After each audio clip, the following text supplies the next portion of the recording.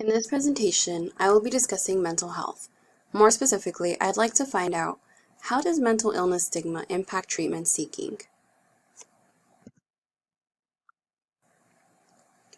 There is a multitude of diversity in beliefs that lend to lack of seeking out mental health care. Unfortunately, this is a social problem that affects each one of us differently. From gender differences to cultural and so many more in between, there is a huge issue in the way the world perceives mental health negatively, and it is seriously affecting those who should be seeking treatment.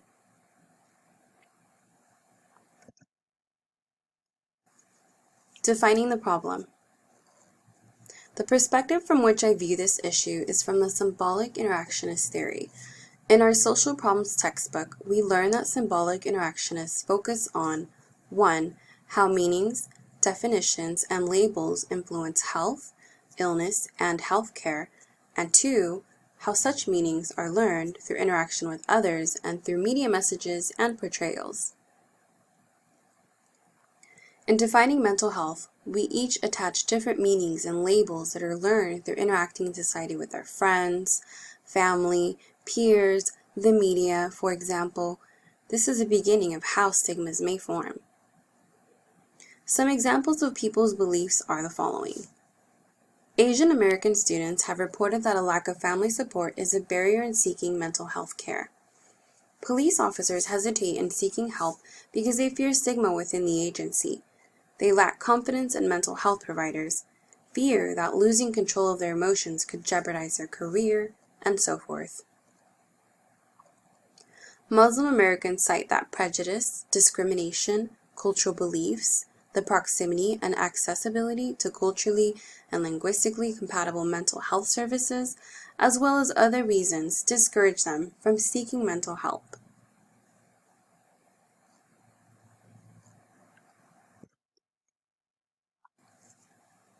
There's a multitude of examples to provide on this matter.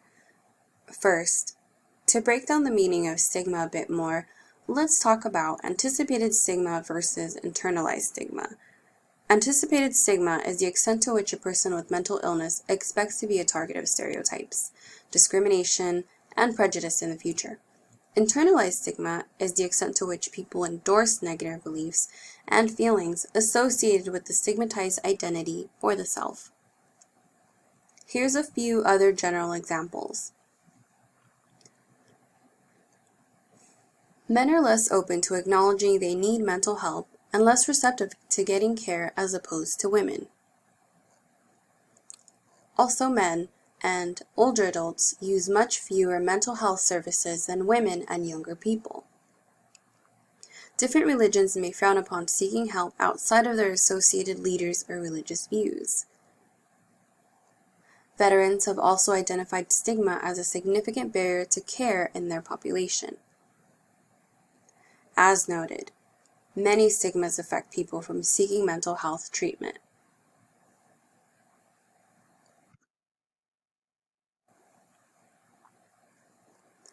This graphic illustrates the different reasons that create stigmas. I'd like to point out the bubble that says, worried about affecting ability to train or play. This problem may affect athletes and, like I said earlier, military officials. Just wanted to be clear there. So, some people deny their mental health problems even exist. They have difficulty expressing emotions, or they just don't have time. The list goes on.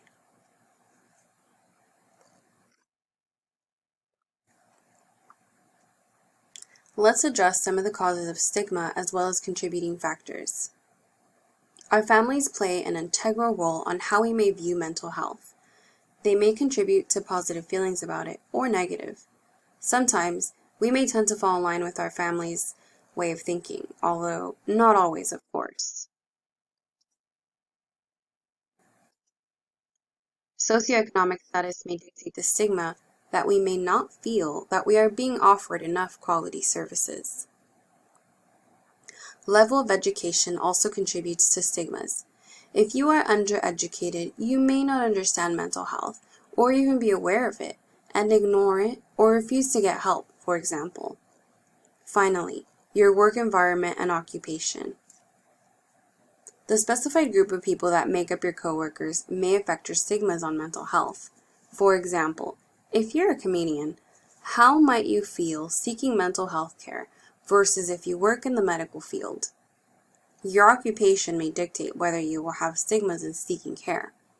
You may feel that your job will demote you if you seek professional care, or they may not see you as capable of doing your job anymore.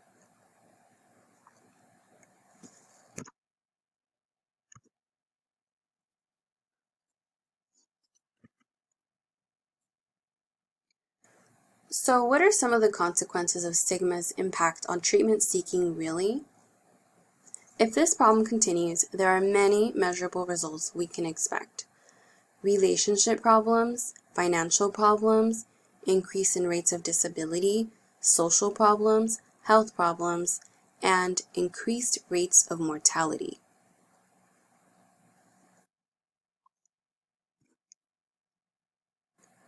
Some of the disadvantaged groups mentioned previously are minorities, lower classes, servicemen as well as women, men, and older aged adults.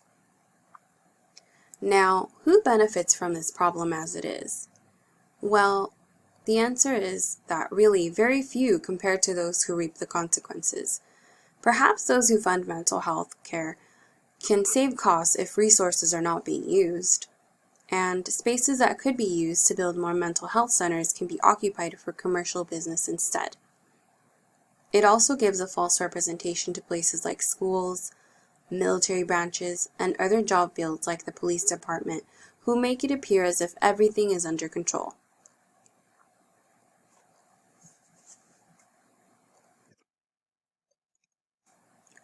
So, how do we fix this problem? Who needs to take responsibility, and what can they do about it? While the media can play a huge role, one way to help eliminate stigma associated with mental illness is by enacting laws that prevent these negative and dangerous stigmas from being portrayed in any aspect of the media. If each and every network or company in telecommunications was to limit and refine the ways in which they broadcast this topic, stigmas could altogether disappear one day.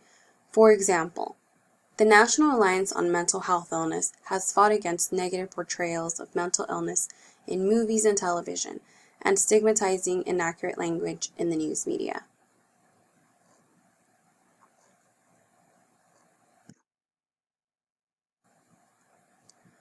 Another solution to this social problem is through the Department of Defense. Because military personnel are such a valuable and honorable part of our country, more campaigns should be launched to help destigmatize mental health within their community.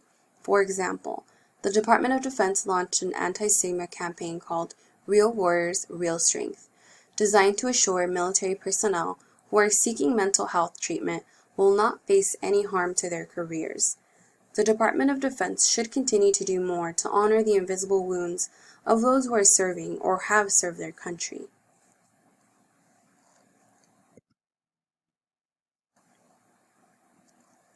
Finally, the President of the United States. The President of the United States can help solve the mental illness stigmas that prevent people from seeking treatment. He can sign executive orders which could improve mental health facilities, increase the amount of staffing, and provide expanded services to mental health care patients in specialized areas. This would help to improve the mental health care system, thus enabling some people to regain confidence in seeking care, for example. In 2012, President Obama signed an executive order that increased mental health staffing at the Department of Veterans Affairs.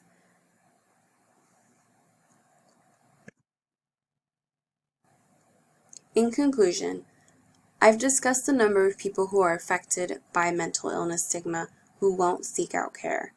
We all probably can think of someone, even if that someone is ourselves, who has stigmas on mental health. But many people out there need help. We've learned about contributing factors such as fears, insecurities, denial, and other aspects that don't help the cause. Many severe consequences can occur if the problem is left to fester. We could go so far as suicide rates increasing, crimes increasing, and poverty too. The sad thing is, those who are most affected need more of a voice, as they tend to be minorities and underrepresented. Not only do agencies and companies have the power to make changes, but we also have the power within ourselves. There are many opportunities to create change.